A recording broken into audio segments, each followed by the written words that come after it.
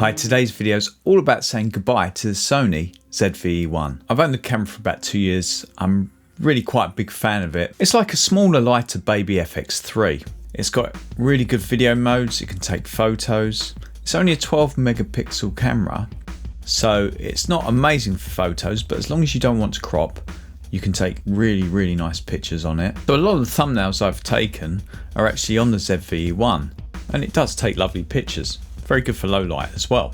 I'm going to talk a bit about the body first. I found the camera very well built. It hasn't got many buttons on it. It's just got the settings mode, and then you go into all the menus to choose whether you're going to use manual or aperture priority or whatever, or auto settings. You set everything else pretty much within the menus. It's very quick and intuitive to use. There was a few corners cut, so only one SD card port. It still took standard Sony FZ100 batteries, so that's good, same as the A7V I'm recording on now. It had pretty good long lasting battery life on it. It's extremely light, very good for carrying around, as it was made for a vlogging camera. I looked at it more of a video camera, but I think the idea originally was for vlogging. It just was really handy. I used it as my video camera, especially when traveling, and I used my A7 IV at the time for photography and a little bit of video. It had built-in mics, which were very good for recording if I didn't bring a microphone with me. It picked up pretty good sound quality, to be honest. Input 3.5mm jack for microphones, and it also had a headphone out. Unfortunately though, one thing I didn't like about it, it had micro HDMI, which is very flimsy, but with the cage I got for it, you could actually put either a clamp for the HDMI, you could add a connector which would transfer it from micro to standard size HDMI as well, as you can see here. But one thing I didn't like about it, the hand grip was very small, but putting the small rig cage I did put on it, it did make the hand grip bigger. And once you added that, it felt a very robust and good camera. The price normally went for about £2,200 in the UK. I guess about the same in dollars. I managed to get mine for a lot less. I got an open box one, so I got a huge discount from that. And it's also during a Sony sale, so I got another £100 off from that as well. So I paid a lot less for mine. Using it was a joy to use. I used it for most of my videos recently. I really liked the quality of the image. I really liked how easy it was to grade in S-Log3 Cine. It was very easy to set up. You could do nearly everything from the screen. Unfortunately though, as it was one of the older Sony screens, it wasn't very good quality screen. If I wanted to do anything where I really wanted to zoom in, check focus or anything like that with manual lenses, I did prefer to put another screen on it. And of course the autofocus was extremely good because it had Sony's AI chip in it. So that's one thing actually better than the FX3 was the autofocus. Body wise, I found it very light, very fun to use, and it just made me want to use it, to be honest. Something about that camera, I was just very happy to just bring it out with me, use it and do things with it. For vlogging, perfect, because you could just hold it out in front of you and it was very light, easy to use in that respect. And I did a video on walking up a mountain using that and the 20-70 f4G lens. Knackered. I thought this would be a good place to stop as any, talk a bit about the lens. It's very hot out here, it's over 30 degrees and the humidity is about 80 or 90%. So if I send out breath, it's that, and probably I'm unfit as well. So I did actually, when I hiked up to the top of the mountain, at the top and the bottom, I recorded some extra parts and I was going to do a whole video on it. I decided for me it wasn't quite really what I wanted, so I actually scrapped that video. But I'm going to show some footage now, and the reason why I'm going into this is people often talk about overheating, and on the days I was recording it was around 30 to 35 degrees. It was very hot. It was in the south of Japan, so it was actually very humid as well. We've got like 90-95% humidity, very hot weather, 30 to 35 degrees. In Fahrenheit is this. It didn't actually overheat for me once. I was very lucky in that respect. It probably would have overheated eventually. But then, if you do think it's going to overheat, you've got the choice to put something on like the Dehancer fan. So I have the fan here. The idea is you just clip this into the back. You can see it's got a spring there. You clip it into the back, you can switch it on, and you can hear there.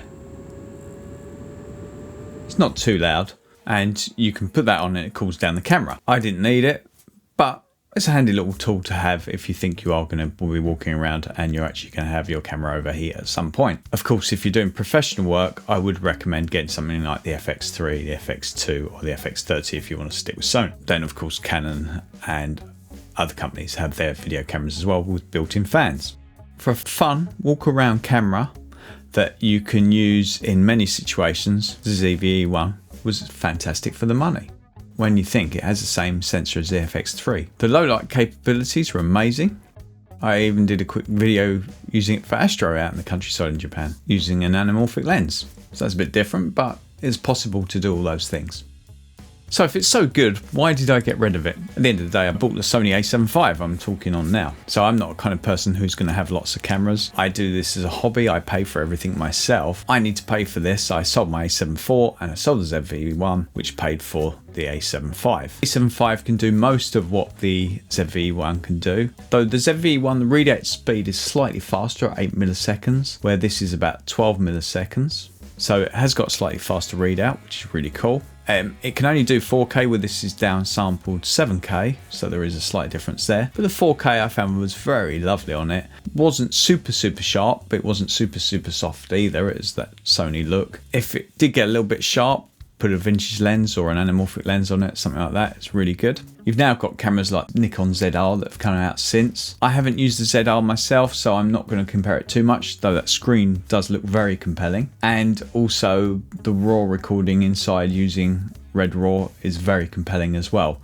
The only thing that puts me off with that myself is their high data rates. The ZV-E1, you could record at full frame 24p, 25p, 30p, 60p and 120p. Though the 100 or 120p did have a slight crop to it, unfortunately, but it was very minimal. Where the A7V I've got now, there is an APS-C crop, though you can do full frame 50 or 60p on it. Something that the Nikon ZR has that the ZV-E1 didn't have, which I really wish it did, is shutter angle, which is very annoying when you're switching between modes and you have to make sure that your shutter speed matches the FPS you're recording at. It's 180-degree shutter, which is the standard thing you'd do for recording. Unfortunately, most Sony cameras don't have that at the moment, except for the FX line, which is very annoying. Even the FX line took a while to get it. I wish Sony would put it in all their cameras now. I don't think anyone's gonna not buy a cinema camera because something else has got shutter angle in it. Please, Sony, put them in your cameras, please. I sold the ZV-E1 a week ago to help pay for the A7V. Do I miss it? Yes, I do actually. I miss it a lot. I miss the lightness. It was just easy to grab, put a little lens on it, go out and film something, good fun. It's not a huge difference between the bigger cameras. Sony cameras are pretty small anyway. But the ZV-E1 had that fun factor about it. If I won the lottery or I come into some money tomorrow, would I have the ZV-E1 again? Yeah, I totally would. I'd either have that or I'd probably have an FX2 just for doing talking head videos like this. One of the two. But the fun factor I do miss on the ZV-E1. So if they make a ZV-E1 Mark II, what would I like to see? I'd like to see a better screen, like the screen, say, on the A7V. It doesn't have to be the flippy tilty screen, though that would be nice. Even a flip out screen, but a bigger and higher resolution screen would be really good for that camera. I'd love for it to have shutter angle. RAW would be nice, but not a big thing. I think also to have open gate would be good to shut up the naysayers. Do I think it would need to have the A7V sensor? No, I don't. I think 33 megapixels would be too much for that camera. Maybe a 24 megapixel sensor would be great and have the option to record at 6K. That would be really good. So those kind of options I think would be good on a ZV-E1 Mark II. Definitely though, much stronger IBIS, because a lot of people will be walking around recording with that. I think 32-bit float recording would be helpful as well, but the headroom is much higher. So to have something like that in a newer ZV-E1 would be fantastic. Anyway, that's my quick goodbye to the ZV-E1. I wanted to just give it a quick ode, as it was a really good camera for me. A lot of fun to use.